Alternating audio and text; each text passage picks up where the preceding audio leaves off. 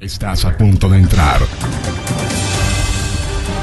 al espacio virtual de la comunidad médica Lobos, médicos especialistas de la Facultad de Medicina. Comenzamos. En la patología relacionada con el calor existen 4 formas clínicas principales que varían en función de su gravedad y que son los calambres, el síncope o desvanecimiento, el agotamiento o colapso y la forma más grave, que es el golpe de calor. De un modo aproximado, podríamos decir que la exposición a temperatura ambiental de 27 a 31.5 grados produce fatiga de 32 a 40 grados, insolación, calambres por calor y agotamiento por calor. De 40.5 a 54 grados, además de todo lo anterior, aumentan las posibilidades de golpe de calor.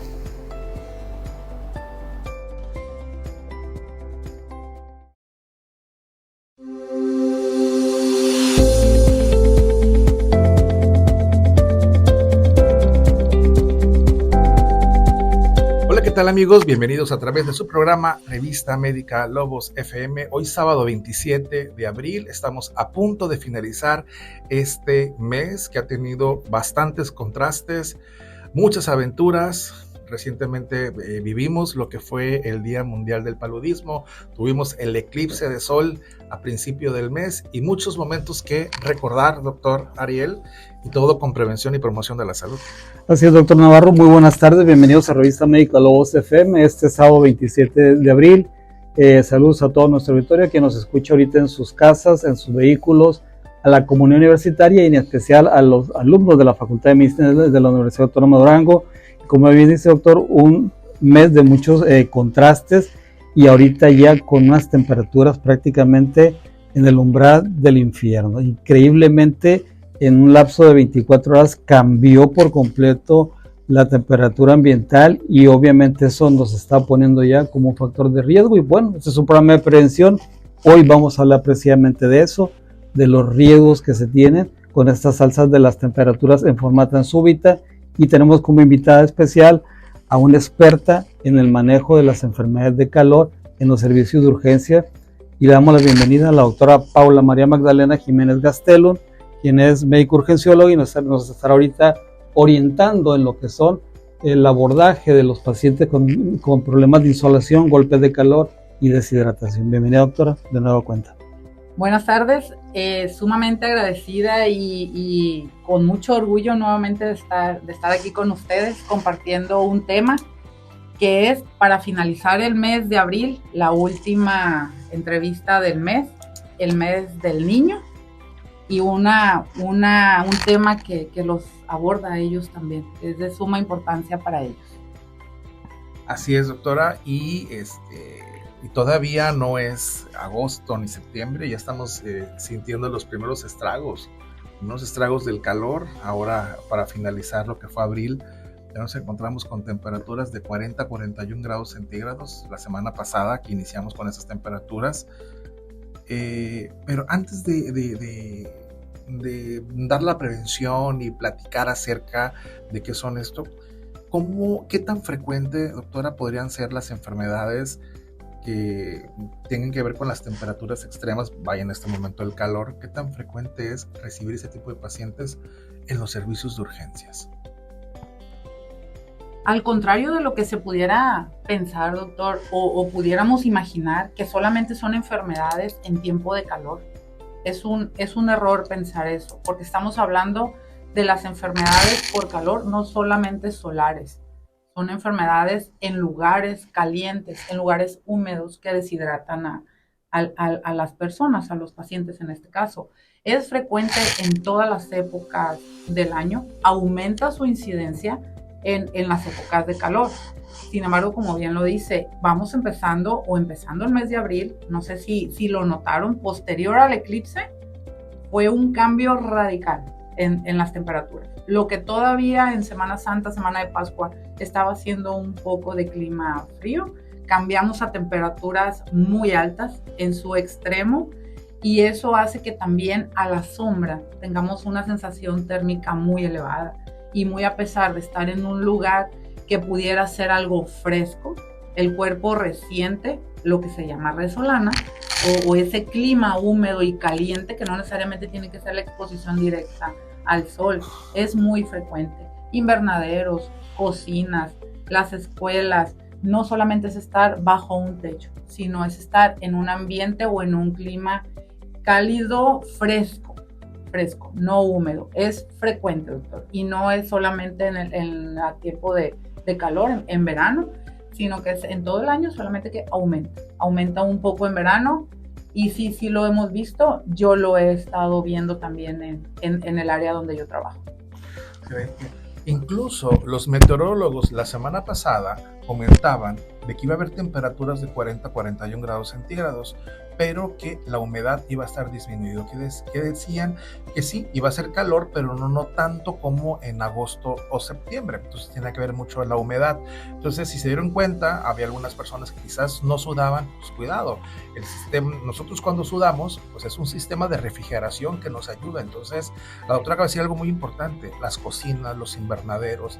Si usted está en su casa y no le gusta prender el aire acondicionado porque todavía no es tiempo, y está con el abaniquito y no es suficiente, ese calor le va a perjudicar y puede caer en un agotamiento por calor, en un golpe de calor, etcétera, etcétera. Entonces, hay que poner atención en lo que la experta este día nos está recomendando, porque sí es importante este tema, y este tema lo importante es que esté en cada una de sus casas y que lo puedan compartir con sus familias principalmente, porque cualquiera de nosotros pues podemos estar en este problema, doctor Ariel. Efectivamente, doctor Navarro. Doctora, usted como prácticamente experta de todos los fines de semana ahí en el Hospital General Regional número 1 como médico del área de urgencias, ¿cuáles son los grupos de edades que más comúnmente llegan con ese tipo de problemas y que tienen más riesgo de ser afectados por estos cambios de temperatura tan bruscos? Lo más común, doctor, son los extremos de la vida. Sí, eso es algo que tenemos que tener muy claro, tanto los niños como las personas de la tercera edad. Ya en un tiempo de verano llega mucho paciente joven, productivo. Sin embargo, los niños y los de la tercera edad de los que llegan ahorita. ¿Qué pasa? Llega la mamá, es que el niño empezó con temperatura, empezó con vómito, con debilidad, no quiere comer. Inmediatamente nos vamos a un proceso infeccioso. Debe ser viral. A ver, la garganta trae infección en la orina. Igual en el paciente de la tercera edad, debe estar descompensado si es diabético. Nunca hacemos una anamnesis de qué es lo que estaba haciendo cuando el paciente empezó con los síntomas. Si nosotros hacemos esa simple pregunta, en ocasiones la mamá nos responde: es que estaba jugando a la bicicleta, es que estaba jugando fútbol y de repente se empezó a sentir mal, en la escuela me hablaron que el niño empezó con malestar. Entonces, no todos son infecciones. Tenemos que hacer una buena historia clínica y una anamnesis para poder hacer un diagnóstico diferencial en este caso, porque da temperatura. Y como padres de familia, relacionamos la temperatura con procesos infecciosos, de la etiología que sea, pero es infeccioso y no. La temperatura es por proceso inflamatorio, en este caso por deshidratación, y pues descartar que no sea lo otro, ¿no? Pero sí es frecuente, doctor, más en los extremos de la vida, y cuando ya es la época de verano, vacaciones para los niños, nos llega mucho paciente productivo, que son los adultos jóvenes. Pues ahí está, es muy importante. Hay que cuidar muchísimo a nuestros abuelitos, a nuestros papás, e incluso pues a los niños, a los niños menores de 1 año, que es importante tenerlos en lugares frescos, préndales el aire, no pasa nada. Hay que invertir un poquito más en todo esto. Doctora, cuando yo estaba chico recuerdo que mi mamá me decía: muchacho, métete que te vas a insolar, y era el dicho que decía: te vas a insolar, ¿no? Pero ahora que hemos perfeccionado las clasificaciones y las definiciones de los padecimientos, ¿cómo podemos diferenciar de una insolación, de un agotamiento por calor, y lo que no queremos que suceda al final de cuentas, un golpe de calor? ¿Cómo poderle informar y explicar a la población que podemos tener esas tres posibilidades y cómo se pueden diferenciarlas, ¿no?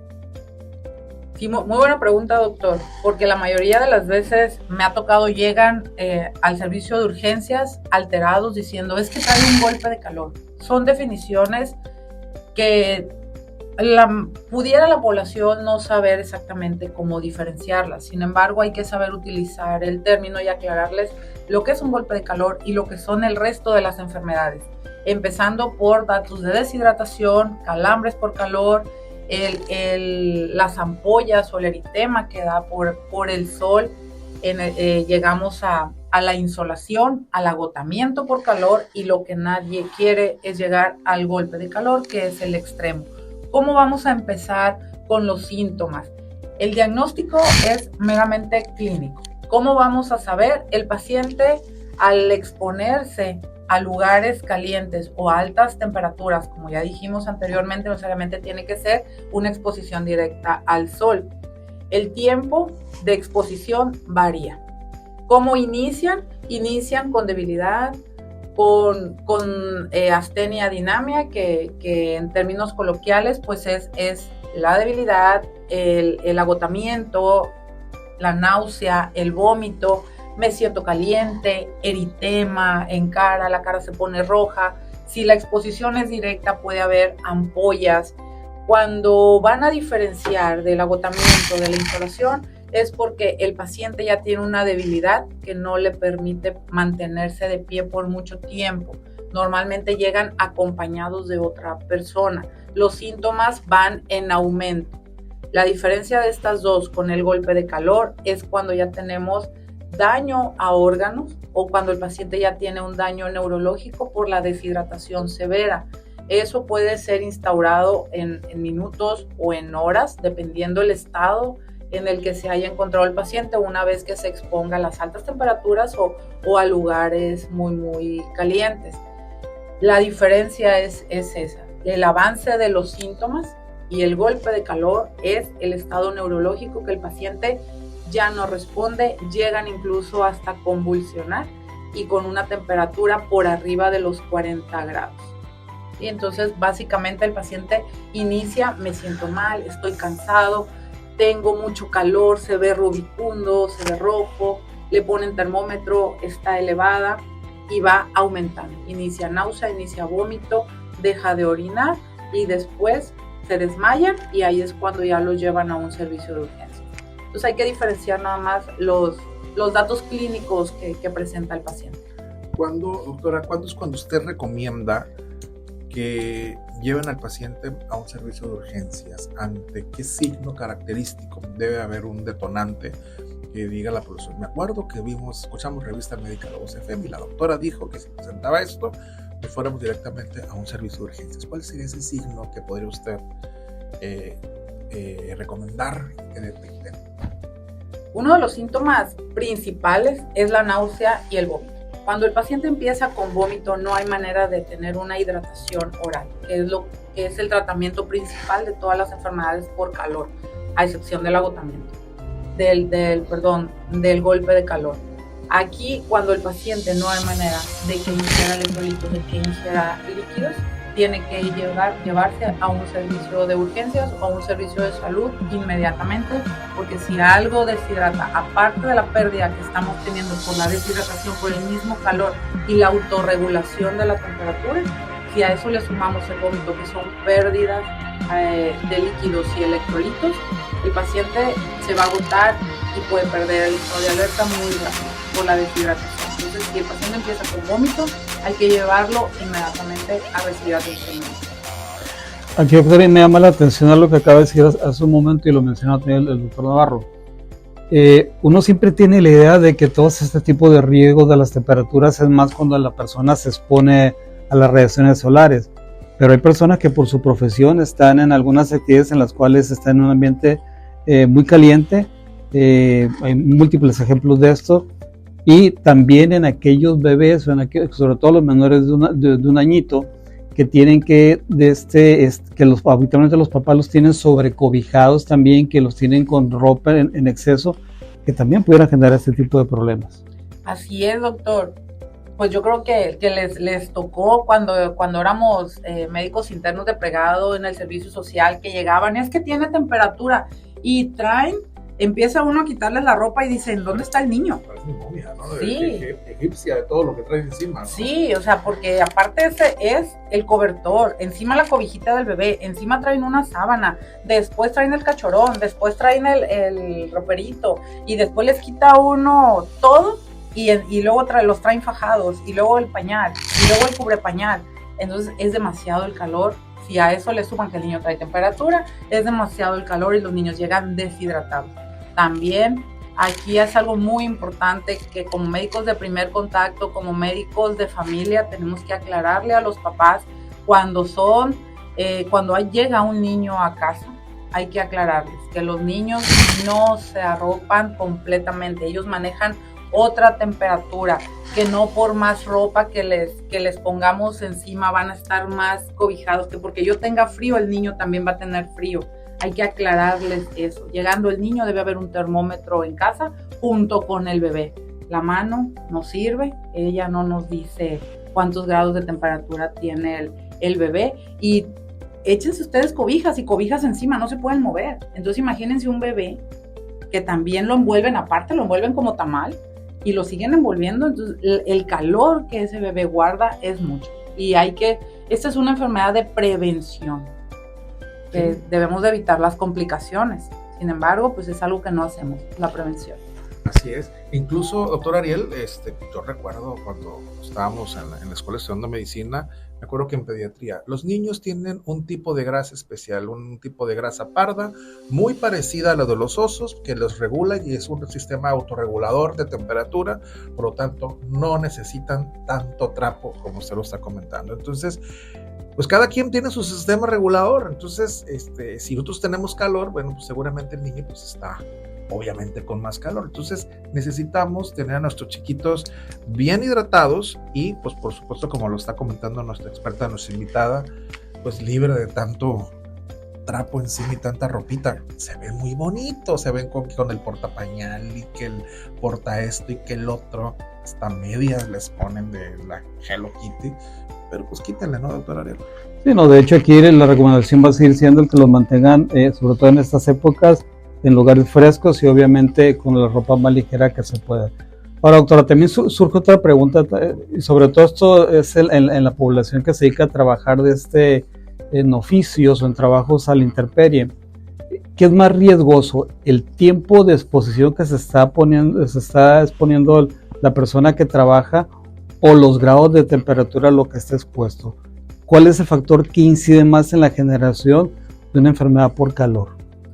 Es un poco más rápido la exposición directa. Sin embargo, también el tiempo de evolución es importante. Importa mucho lo que el paciente con lo que el paciente está cubierto. No va a ser lo mismo alguien que trae ropa ligera para trabajar a, por ejemplo, un bombero que usan un traje especial para poder entrar a los lugares con fuego, y que ellos también sean muy propensos a este tipo de enfermedades. Entonces es variable, no hay algo escrito como tal. Sin embargo, como siempre se ha dicho, hay que valorar al paciente. Siempre se tiene que individualizar al paciente, porque puedo salir al sol a las 12 del día y tratar de cruzar la calle y llegar al otro extremo ya con un poco de mareo, ya con un poco de cansancio, con un poco de náusea robicunda de la cara, pero fue 1 minuto o 2 minutos en lo que alcancé a cruzar la calle. Sin embargo, es la hora en la que es más directo. Sin embargo, si es a las 4 de la tarde donde todavía hay sol, pero duré 1 hora cortando, podando el césped, barriendo el patio, también puedo tener los mismos síntomas. Entonces siempre hay que preguntar, como bien comenta, el tiempo de evolución, valorar al paciente y ver el estado en el que llega, pero siempre hay que preguntar qué estaba haciendo, todo lo prehospitalario. Si no tenemos Cruz Roja, Protección Civil, alguien que nos informe de manera prehospitalaria lo que el paciente tuvo, siempre hay que preguntarle al familiar, porque el paciente va a ser poco frecuente que nos pueda dar informes, ¿no? También hay que ser empáticos con eso. El paciente va mal, va con náuseas, va con vómito, y nosotros estamos en el interrogatorio, pues es molesto también, y lo que él quiere es que le ayudemos. Entonces hay que tratar de evitar también un poquito estar atosigando al paciente cuando se sienta mal. Hay que preguntarle a su acompañante. Una pregunta obligada aquí, doctora, también es el paciente con problemas crónicos degenerativos, hablas del paciente diabético, hipertenso, con alguna cardiopatía o algo, ¿es más susceptible de complicarse o es más susceptible de que se descompensan esos padecimientos con problemas de las exposiciones a altas temperaturas? Claro que sí, doctor. Es un tema también que me ha tocado ver mucho paciente. Cuando era médico general y trabajaba en el hospital como tal, me tocó cubrir en muchas ocasiones los desfiles. Y todos los desfiles que se hacían en apoyo a gobierno del estado. Y me llegaban los pacientes 60, 70 años, diabéticos, hipertensos, llegaban a la ambulancia deshidratados, con dolor de cabeza, porque habían dejado sus carros o el camión los había dejado 4 o 5 cuadras antes del centro porque tapaban las calles y tuvieron que caminar hasta la calle para poder ver el desfile, pero llegaban descompensados por el calor, porque no se tomaron el medicamento, porque querían llegar temprano. Entonces, tomando en cuenta que ellos ya tienen disminución en todos sus sistemas metabólicos, ya no reaccionan igual, ellos tienen una sensibilidad disminuida, no tienen la misma respuesta ante la deshidratación, los calores, la termorregulación también disminuye. Entonces ellos son un factor, son una población que está muy, muy expuesta o con mucho factor de riesgo para esto. Entonces sí tenemos que tener cuidado, sobre todo concientizarlos, porque también el miedo a envejecer no permite que ellos tengan un poco de conciencia de decir, no, es que ya no puedo ir a barrer, ya no puedo salir a lavar, ya no puedo caminar tanto en el sol, pero antes lo hacía, claro que puedo. Entonces ya el decirles, no, ¿sabes qué? Es que tú también no, yo no estoy viejo, yo puedo hacerlo, y después vienen las complicaciones. Entonces sí hay que tener mucho cuidado con nuestros adultos mayores, tratarlos como debe de ser, y si no sabemos cómo, en internet podemos buscar o podemos ir con un geriatra, que son los que nos pueden indicar más o menos cómo tratar o cómo hablar con el paciente geriátrico, pero también no dejar de lado pues la educación para que ellos entiendan y procesan un poquito cómo es el proceso de envejecimiento a nivel sistémico con ellos, pero sí es una población en riesgo. Pues interesante lo que se comenta. ¿Por qué? Porque desde el 2009 que empezamos con la pandemia de influenza y luego se viene la pandemia de COVID y siempre los pacientes con factores de riesgo como las enfermedades crónicas degenerativas es quienes teníamos el foco rojo, ¿no? Ahora con todo esto, pues sí se puede agravar un cuadro de una enfermedad antigua como una hipertensión, una diabetes, y más aunado con un cuadro de estas características, ¿no? Y pues muy, muy claro y muy específico, así es que hay que tener mucho cuidado si tenemos algún tipo de enfermedades crónicas. Pues cuidado, hay que hidratarnos para no caer en esto y que esto que a su vez, pues esto vaya a complicar un poquito más el cuadro. Doctora, en cuanto a ustedes como urgenciólogos, llega un paciente al servicio de urgencias, sabemos que existe un triage. ¿Cómo determinar ustedes si es un paciente que trae una enfermedad por calor, ya se llámese un agotamiento por calor, una insolación, a un golpe de calor? ¿Cómo cambiar esa clasificación del triage y decir, va para adentro de inmediato y va al área de choque? Y como el otro, bueno, pues el otro lo podemos hidratar. ¿Cómo hacer la diferencia? Muy buena pregunta, y pongan mucha atención, porque aquí quien realiza el triage van a ser nuestros médicos internos de pregrado, los que están haciendo servicio social, o cuando sean médicos generales que trabajan en un servicio de urgencia, les va a tocar identificar. Lo que yo les comento mucho y les hago mucho énfasis a mis alumnos y lo que tiene que hacer la población o en el área de la salud, siempre hay que ver al paciente antes de preguntar. El triage solamente son signos vitales, pero uno ve al paciente, uno desarrolla un ojo clínico, entonces uno sabe o ve o intuye cuando el paciente va de manera grave. Y si tomamos signos vitales, nosotros cuando hay un paciente con golpe de calor, el paciente no va por su propio pie, lo llevan porque su estado neurológico, su estado de alerta ya no lo tiene al 100, ni siquiera puede no tenerlo, puede tener pérdida del estado de alerta, no responder. Sin embargo, los signos vitales son los que nos dicen un poco la gravedad de esto. Si tenemos a un paciente que va caminando, pero llega nauseoso, lo vemos que va sudoroso, le tomamos la presión, la temperatura, trae la presión baja, trae alta la temperatura, ese paciente tiene que pasar porque en la sala de espera se nos va a complicar. No va a pasar directo al área de choque como tal, no es un código rojo, pero lo podemos pasar al área de primer contacto porque en la sala de espera, por la cantidad de pacientes que tenemos, por las múltiples patologías que van, que ya hemos tenido pláticas sobre esto, búsquenlo para que se den cuenta sobre lo que es el manejo del triage. Siempre tenemos que valorar eso, pasar al área correspondiente al paciente, no hacerlo esperar, porque una vez iniciada la deshidratación y los síntomas, esta evolución es rápida. Entonces, si el paciente llega con náuseas, con vómito, los signos vitales vemos que están alterados, el paciente nos puede caer en un estado de choque muy rápido en la sala de espera y no nos vamos a dar cuenta hasta que nos digan que el paciente se cayó o se desmayó o ya no responde. Entonces tenemos que cuidar mucho eso. La persona que haga el triage no debe subestimar al paciente solo porque lo ve llegar caminando o porque lo ve llegar hablando.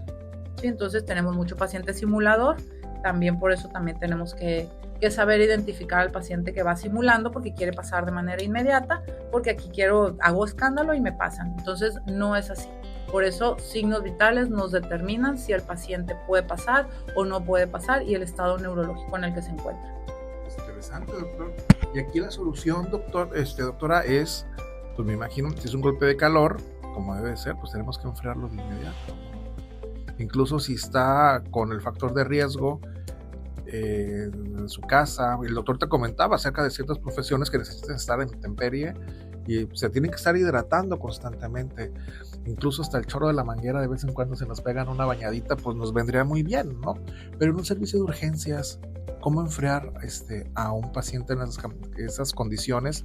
Recuerdo del internado que una vez llegó un paciente ya 60, 65 años aproximadamente, y me acuerdo que estaba rotando en urgencias y dijeron, tráiganse hielo.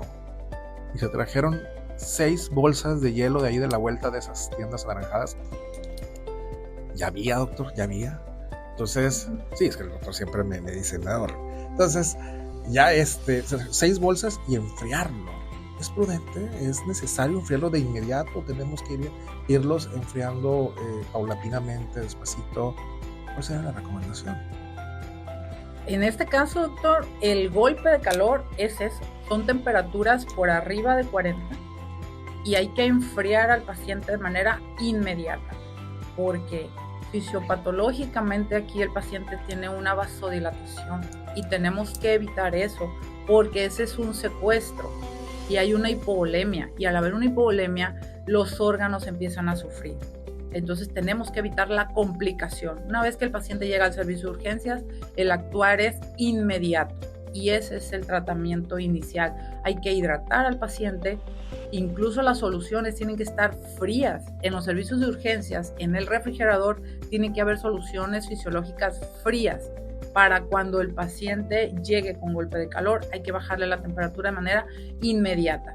Gracias a Dios tenemos en cada esquina una de esas tienditas que usted comenta que son anaranjadas y que podemos ir a comprar el hielo para poderle poner al paciente y bajar la temperatura por abajo de 38. Aquí es muy importante, ojo, la temperatura no es axilar, no es oral. La temperatura se tiene que medir de manera rectal. Sí, es la más confiable en este caso porque si el paciente estuvo en exposición directa, la piel se calienta y no nos va a dar la temperatura que realmente tiene el paciente. Entonces tenemos que ponerle hielo en su totalidad al paciente, tenemos que iniciar a hidratarlo con soluciones frías para empezar a ver que el paciente empiece a orinar, pero hay que mandar por hielo. Si no la tenemos disponible, hay que mandar por hielo. Les voy a compartir en una ocasión, me tocó en el 2008. Estaba en el servicio de urgencias, llega un paciente, creo que ya lo comenté cuando platicamos sobre el triage, pero va el caso clínico en este momento. El paciente llegó por Aura al hospital, pero se estaba estacionando afuera. Cuando el señor se termina de estacionar, convulsiona y no alcanzó a bajarse del vehículo. Eran las 12 del día, el paciente convulsionó y quedó adentro del vehículo, perdón. La que vende afuera comida se dio cuenta que el paciente ya tenía mucho rato y no se movía, cuando sale Cruz Roja, les hacen la parada y les dicen, oigan, esta persona tiene rato que llegó, no se baja y hace mucho calor y el carro está apagado. Y trataron de tocarle la ventana y el paciente no respondía. Entonces Cruz Roja abrió la puerta, bajaron al paciente, lo meten al área de choque. El paciente con 41 grados de temperatura, sin respuesta, tenía automatismo respiratorio, sí, no orinaba, una presión muy, muy baja. El paciente llegó en estado de choque. Se mandó por hielo, se mandó a comprar hielo, se enfrió, lamentablemente por el tiempo que el paciente estuvo expuesto, ahora sí en tiempo, y la exposición directa al sol terminó con rhabdomiolisis. Entonces ahí se complicó un poquito por el tiempo que se tardó en dar la atención, porque pues no llegó al servicio. Pero sí, el tratamiento definitivamente, doctor, es hielo, hay que bajar la temperatura, no hay estudios de laboratorio aquí.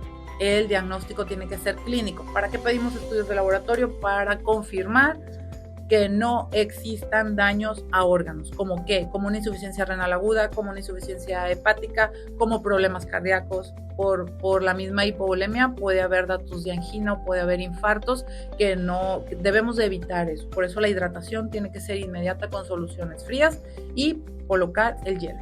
Excelente, pues muy interesante todo esto. Vamos a la media, doctor. Estamos platicando con la doctora Paula María Jiménez Gasterum. Ella es urgencióloga y estamos platicando precisamente de las enfermedades que tienen que ver con temperaturas extremas. No se vaya, trate de compartir este programa. Estamos muy a tiempo porque sigue el segundo bloque con preguntas muy interesantes de nuestra experta. No se vaya, regresamos en un momento. Nuestra pasión es cuidar de tu salud. Ya regresan los mejores consejos para que tengas una vida plena de salud. Revista Médica Lobos FM. Vuelve después del corte.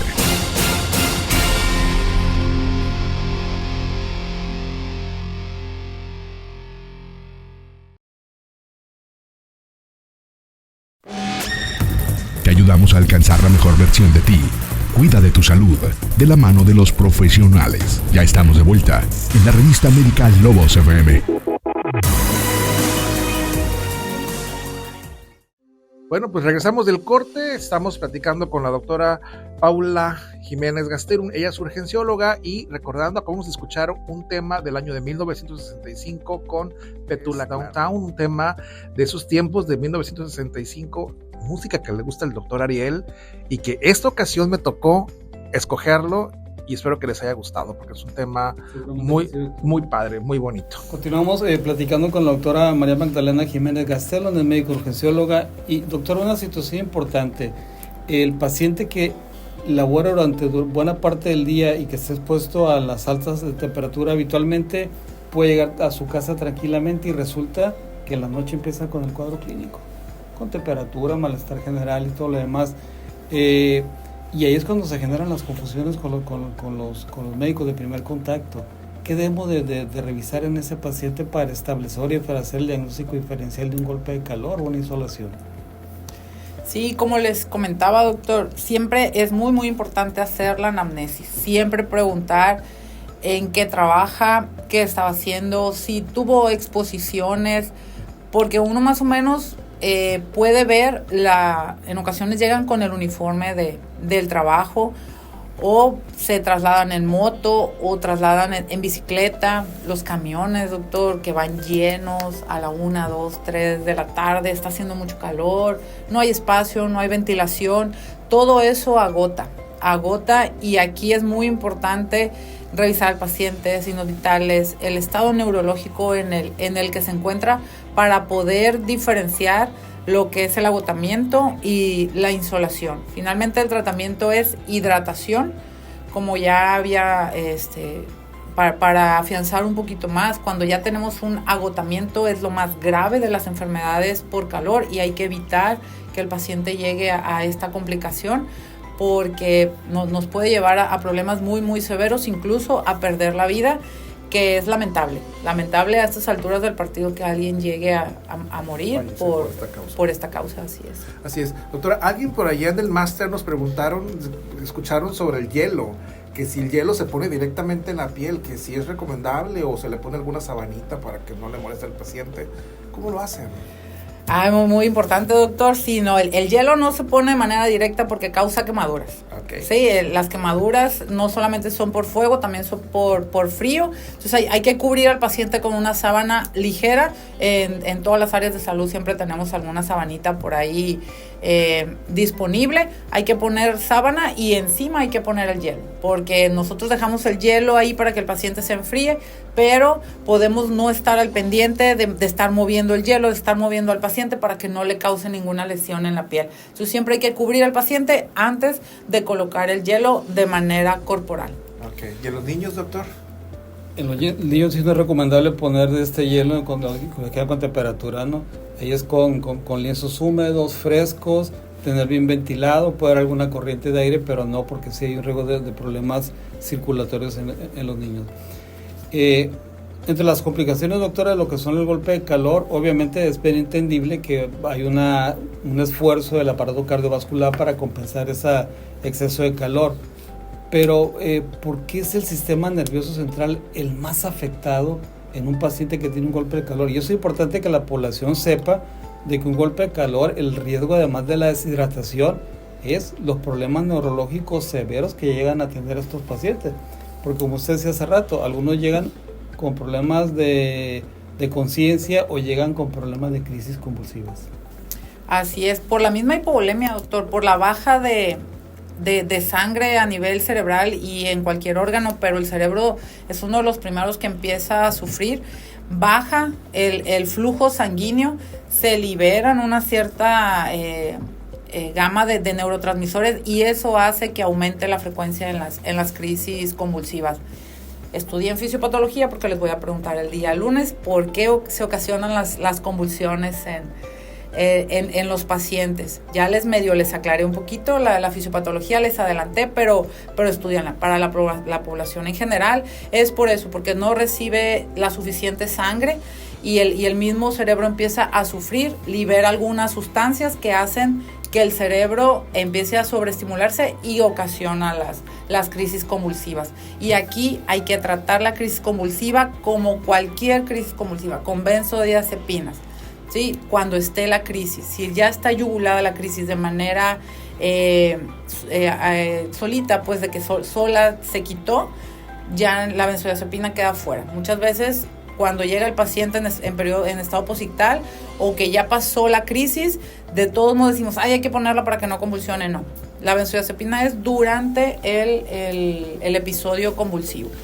Hemos sido testigos, doctora, en los últimos años de los pacientes que han tenido golpes de calor aquí en Culiacán principalmente, y una práctica común que tienen, bueno, son trabajadores que están expuestos al sol durante la mayor parte del día, pero acostumbran a consumir bebidas embriagantes o bebidas energetizantes durante su labor, pensando que con eso se van a mantener bien hidratados.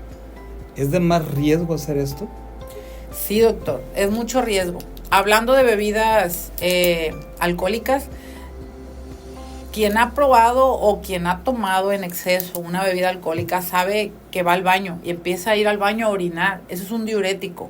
Entonces, si estamos perdiendo nosotros sales y líquidos por la misma deshidratación, por la exposición o por el tiempo de estancia en lugares calientes, aún tomamos bebidas alcohólicas y estamos yendo al baño, lo poco que podemos retener de líquido lo vamos a estar perdiendo. Entonces no es recomendable, no lo hagan. Sin embargo, tenemos cultura.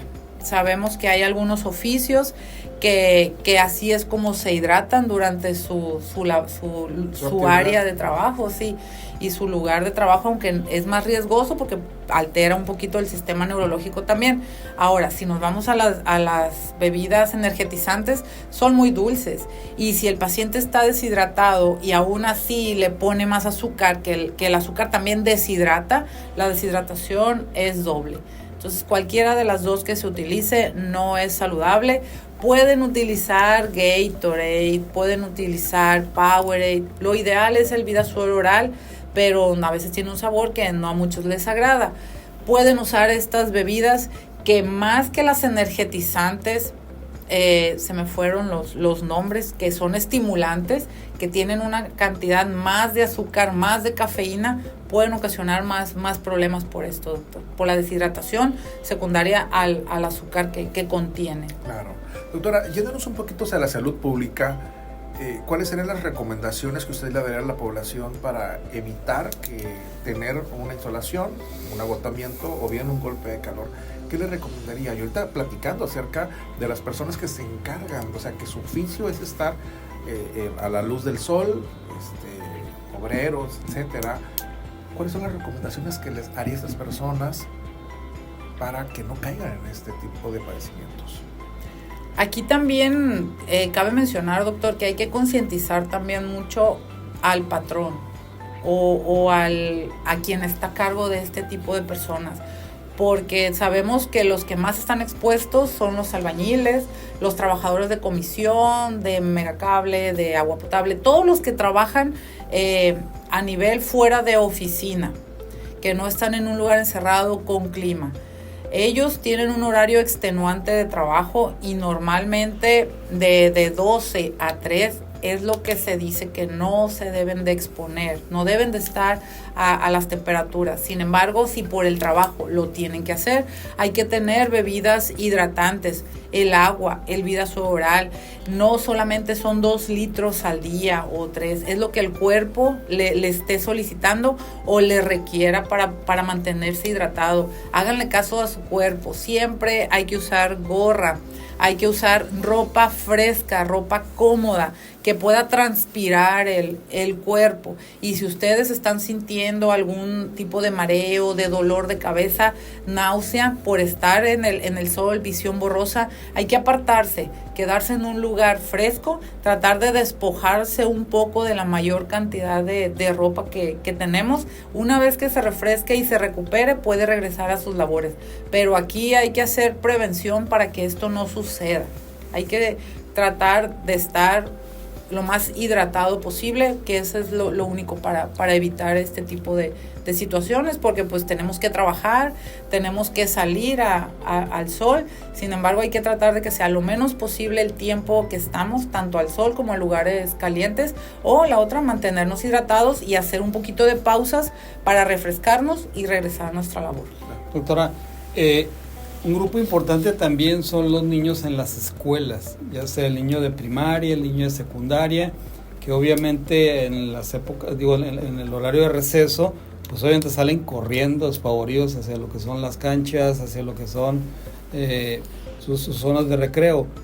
Pero también a veces hay actividades programadas por la misma la dirección de las escuelas, en donde a los alumnos los dejan hasta 30 minutos en sesiones de homenajes bajo los techos de lámina, que la verdad, bueno, yo estaba muy de acuerdo en que se tengan esas zonas cubiertas, pero obviamente los materiales a veces no son los adecuados, y obviamente todo ese calor se transfiere, y además abajo están 200, 300 niños apilados, a todos ahí juntos abajo tratando de agarrar sombra. Se convierte en una incubadora, doctor. Exactamente. Ahí, ¿cuáles son las recomendaciones para las autoridades, incluso para los papás y la sociedad de padres de familia, para evitar ese tipo de problemas? Hay que establecer los horarios, doctor. Yo siento que estableciendo los horarios para las actividades de los niños, evitando el horario que los mismos meteorólogos dicen, los horarios pico donde el sol, incluso la sensación térmica es más, estando a la sombra. Si nosotros evitamos ese tipo de actividades a esas horas, no va a haber ningún problema. Ahora, a la hora de la salida, normalmente salen los niños del salón. Si se tarda un poco el papá en ir por el niño, hay que tratar de mantenerlos en un lugar fresco, en la sombra, de que no anden. Es difícil controlar a tanto niño, es muy complicado, y más si tienen el tejabán, como dice el doctor, se convierte en un horno. Pero hay que hablar con los niños sobre eso. Los niños entienden, son muy inteligentes, pero uno les tiene que hablar. A veces uno los subestima y dice, no me va a entender, ¿para qué le digo? ¿No? Si el maestro habla con el niño y le dice, oye, mira, hace mucho sol, ¿te acuerdas que te duele la cabeza? Es por eso. Entonces hay que tratar de tenerles actividades donde no se les exija mucho, y como padres de familia también ser un poquito más conscientes de tratar de ir lo más rápido posible por los niños a las escuelas para que no estén expuestos a estas temperaturas, llevarles algo fresco para que siempre se estén hidratando. El señor de los raspados no crean que está ahí porque quiera vender, sino porque también él piensa en que el niño se tiene que hidratar y el padre de familia. Entonces, un raspadito a la salida no le hace daño al niño. Hay que mantenerlo hidratado y fuera de las áreas de calor. Así es. Doctor, pues se nos acaba el programa. Doctora, le agradecemos muchísimo que haya estado con nosotros. Es un gusto tenerla en la cabina. Esperamos tener más oportunidades de poder seguir debatiendo y charlando sobre temas importantes en los servicios de urgencias, que al final de cuentas, pues espero que algún día no caigamos ahí, doctor, pero ver y dar a conocer a la población cómo es que funcionan los servicios de urgencias y más que nada con estos padecimientos que son pues temperaturas extremas, que llegaron para quedarse y que por allá hasta octubre, noviembre quizás esto pueda cambiar un poquito, doctora. Sí, no, y la verdad, doctor Navarro, aquí también es importante que la población se sensibilice porque hemos visto que año tras año se va incrementando la prevalencia de este tipo de padecimientos y bueno, a veces son números oficiales que nos da el sector de salud, pero la doctora bien sabe que muchos de los pacientes que llegan a las urgencias son más los que a veces estadísticamente tenemos, ¿no? Y muchos de los que se quedan en casa. Entonces, hay que tomar en cuenta eso, no echar en saco roto la información que acaba de compartir la doctora. Y doctora, pues muy agradecida por toda la información que nos acaba de dar. Sobre todo, bueno, en especial para los alumnos de la comunidad universitaria que nos están escuchando ahorita, los alumnos de la Facultad de Medicina, los médicos internos, los médicos pasantes de servicio social y obviamente los alumnos ahí que tienen actividades que resolver para esta semana con ustedes. Así es, les agradezco. Es un tema que tiene mucho para seguir compartiendo, sobre todo en el área de la prevención. Si ven un tránsito en la calle, regálenle una botellita de agua. Ellos están cumpliendo su función, tienen que estar ahí parados y se los agradecerían bastante, sobre todo a la hora que uno va por los niños, ¿no? Entonces, espero seguir compartiendo y debatiendo con ustedes en otras ocasiones. Es un gusto, es un placer estar aquí con ustedes. Al contrario, doctora, muchísimas gracias y agradecemos a todos los que hicieron posible este programa. La verdad, sin ustedes esto pues sería un poquito complicado que estuviéramos transmitiendo sábado tras sábado, esperando en un siguiente fin de semana, el siguiente sábado, seguir contando con su presencia aquí con nosotros en nuestro programa de Revista Médica Lobos FM, doctora Ariel. Así es, doctor, muy agradecidos por la atención. Nos vemos el próximo sábado aquí en Revista Médica Lobos FM y cuiden a sus niños. Los profesionales de la salud te esperan en nuestra próxima emisión. Descubre los mejores consejos para llevar una vida de calidad para ti y tu familia. Sintonízanos la próxima semana. Revista Médica Lobos FM. Hasta la próxima.